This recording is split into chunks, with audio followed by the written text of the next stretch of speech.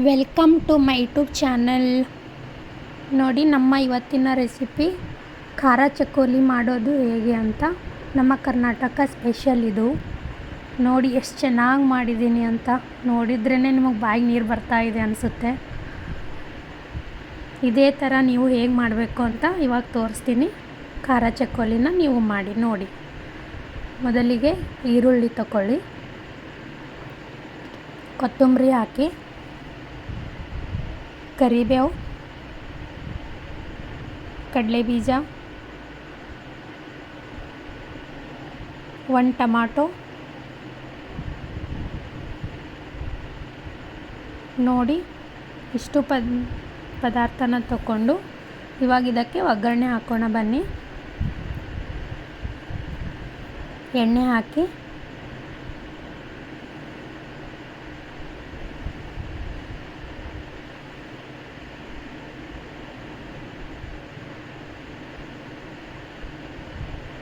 ಇದಕ್ಕೆ ಸಾಸಿವೆ ಹಾಕಿ,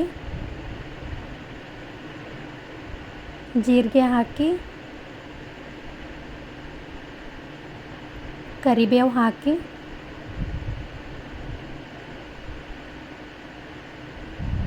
ಕಟ್ ಮಾಡಿದ ಈರುಳ್ಳಿ ಹಾಕಿ,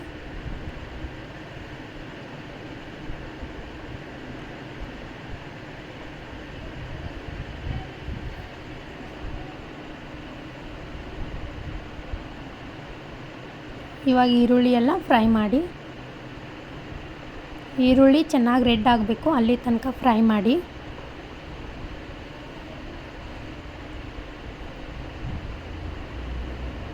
ಈ ಥರ ಫ್ರೈ ಮಾಡಿ.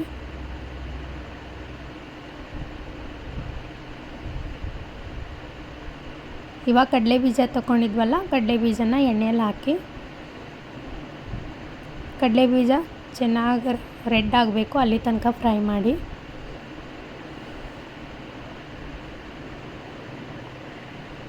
ನೋಡಿ ಎಷ್ಟು ಚೆನ್ನಾಗಿ ಆಗ್ತಾಯಿದೆ ಅಂತ. ಕಡಲೆ ಬೀಜನ ಎಷ್ಟು ಚೆನ್ನಾಗಿ ಫ್ರೈ ಮಾಡ್ತೀವೋ ಅಷ್ಟು ಚೆನ್ನಾಗಿ ಟೇಸ್ಟ್ ಬರುತ್ತೆ. ಇವಾಗ ಟೊಮೊಟೊ ಹಾಕಿ,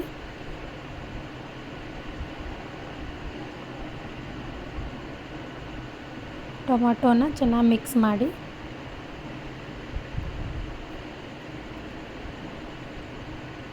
ನೋಡಿ, ಈ ಥರ ಎಲ್ಲನೂ ಎಣ್ಣೆಯಲ್ಲಿ ಚೆನ್ನಾಗಿ ಮಿಕ್ಸ್ ಮಾಡಿ ಫ್ರೈ ಮಾಡಿ.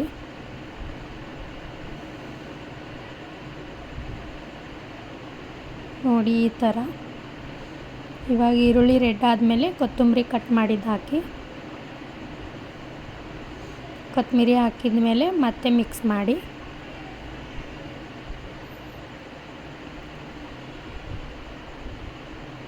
ಇವಾಗ ಖಾರ ಹಾಕೋಣ ಬನ್ನಿ.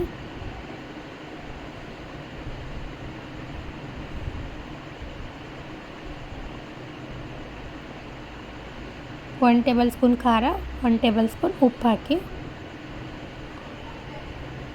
ಸ್ವಲ್ಪ ಅರಿಶಿನ ಹಾಕಿ, ಎಣ್ಣೆಯಲ್ಲಿ ಚೆನ್ನಾಗಿ ಮಿಕ್ಸ್ ಮಾಡಿ. ಇವಾಗ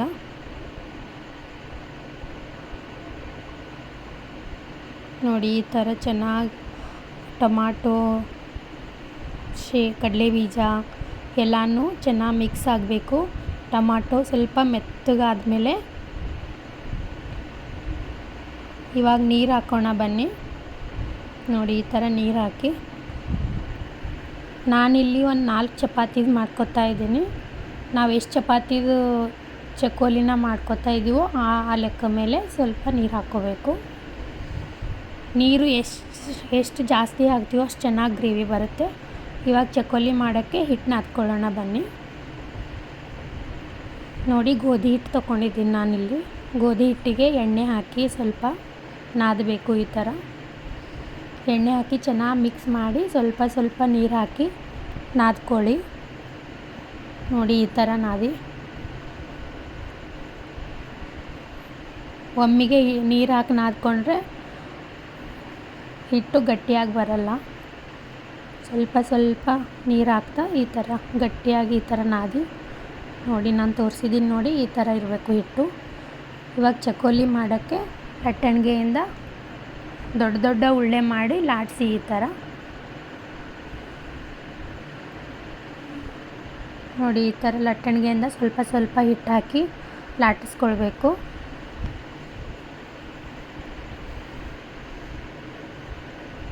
ಮೇಲ್ಗಡೆ ಹಿಟ್ಟು ಹಾಕಲಿಲ್ಲ ಅಂದರೆ ಲಟ್ಟಣಿಗೆಗೆ ಹಿಟ್ಟು ಮೆತ್ಕೋತಾ ಬರುತ್ತೆ. ಅದಕ್ಕೆ ಸ್ವಲ್ಪ ಸ್ವಲ್ಪ ಹಿಟ್ಟು ಹಾಕಿ ಈ ಥರ ಲಾಟಿಸಿ, ಇವಾಗ ನಿಮ್ಮ ಹತ್ರ ಕಡ್ಚಿ ಇದ್ದರೆ ಕಡ್ಚಿಯಿಂದ, ಇಲ್ಲಾಂದರೆ ಚಾಕುವಿಂದ ಈ ಥರ ಚಿಕ್ಕ ಚಿಕ್ಕ ಪೀಸಾಗಿ ಕಟ್ ಮಾಡಿ. ನೋಡಿ ಈ ಥರ ನಾನು ತೋರಿಸ್ತಾ ಇದ್ದೀನಿ ನೋಡಿ ಈ ಥರ ಚಿಕ್ಕ ಚಿಕ್ಕದಾಗಿ ಈ ಥರ ಪೀಸ್ ಮಾಡ್ಕೊಳ್ಳಿ.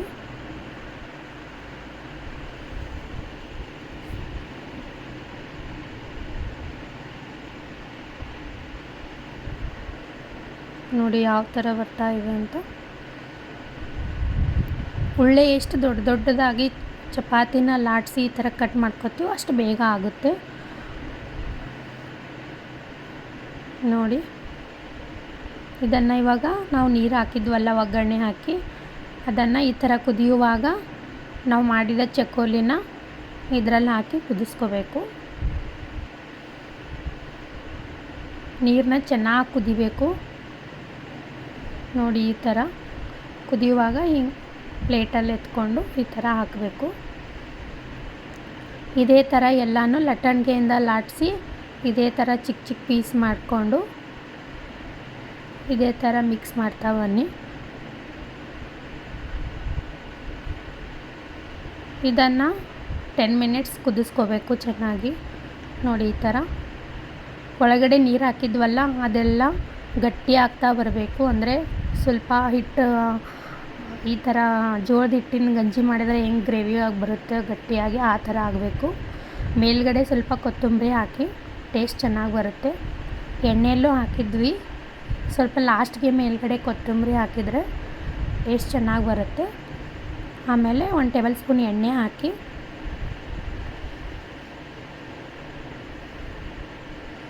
ಎಣ್ಣೆ ಹಾಕಿದ ಮೇಲೆ ಮೇಲ್ಗಡೆ ಶುಂಠಿ ಬೆಳ್ಳುಳ್ಳಿ ಪೇಸ್ಟ್ ಹಾಕಿ.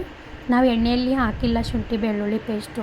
ಚಕೋಲಿಯಲ್ಲಿ ಮೇಲ್ಗಡೆ ಎಣ್ಣೆ ಹಾಕಿ ಶುಂಠಿ ಬೆಳ್ಳುಳ್ಳಿ ಪೇಸ್ಟ್ ಹಾಕಿ ಮಿಕ್ಸ್ ಮಾಡಿದರೆ ಟೇಸ್ಟ್ ಚೆನ್ನಾಗಿ ಬರುತ್ತೆ. ಎಣ್ಣೆಲಿ ಹಾಕೋದ್ಕಿಂತನೂ ಈ ಥರ ಮಾಡಿ ನೋಡಿ ಟೇಸ್ಟ್ ಎಷ್ಟು ಚೆನ್ನಾಗಿ ಬರುತ್ತೆ ಅಂತ ನೀವೇ ಕಮೆಂಟಲ್ಲಿ ಹೇಳ್ತೀರಾ ನನಗೆ. ನೋಡಿ ಎಷ್ಟು ಚೆನ್ನಾಗಿ ಬಂದಿದೆ ಅಂತ, ನೋಡಿದ್ರೇ ತಿನ್ಬೇಕು ಅನಿಸ್ತಾ ಇದೆ ಅಲ್ವಾ. ನೋಡಿ ನೀವು ಇದೇ ಥರ ಮಾಡಿ, ನಿಮ್ಮ ಮಕ್ಕಳು ಎಲ್ಲ ಇಷ್ಟಪಟ್ಟು ತಿಂತಾರೆ. ನೋಡಿ ಎಷ್ಟು ಚೆನ್ನಾಗಾಗಿದೆ ಅಂತ.